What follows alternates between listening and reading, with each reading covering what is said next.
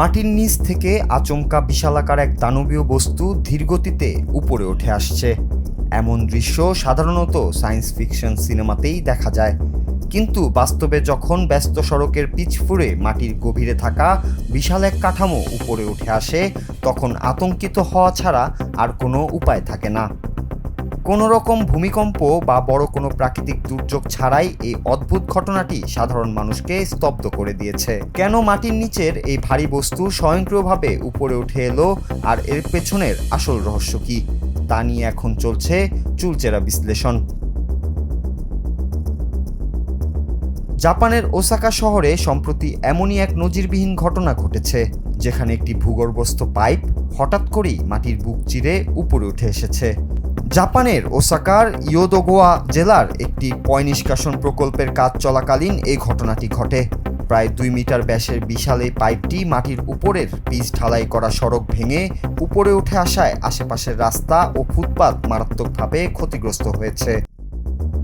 ঘটনার আকস্মিকতায় আতঙ্কিত হয়ে পড়েন স্থানীয় বাসিন্দারা, কারণ পাইপটি উপরে উঠে আসার সময় সংলগ্ন বেশ কিছু ভবন ও অবকাঠামোতেও ফাটল দেখা দেয়।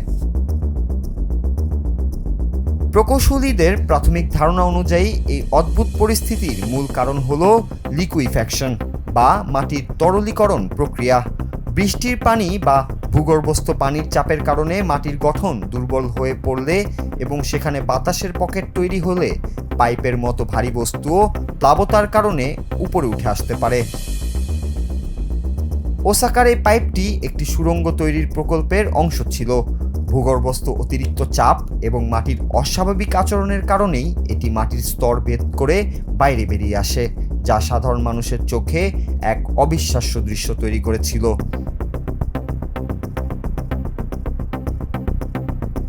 ওসাকা সিটি কর্তৃপক্ষ তাৎক্ষণিকভাবে এলাকাটি সিলগালা করে দিয়েছে এবং বিশেষজ্ঞদের একটি দল এই ঘটনার সঠিক কারণ অনুসন্ধানে কাজ শুরু করেছে।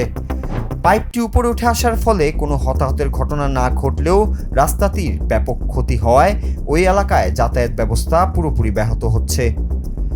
দ্রুততম সময়ের মধ্যে এই বিশালাকার পাইপটিকে সরিয়ে রাস্তা সংস্কারের কাজ শুরু করার পরিকল্পনা নেওয়া হয়েছে। নগর পরিকল্পনাবিদদের মতে ভবিষ্যতে এমন ঘটনার পুনরাবৃত্তি ঠেকাতে ভূগর্ভস্থ প্রকৌশলগত নিরাপত্তা আরও কঠোরভাবে পরীক্ষা করা প্রয়োজন। Noor Raju, Bangla TV, news desk.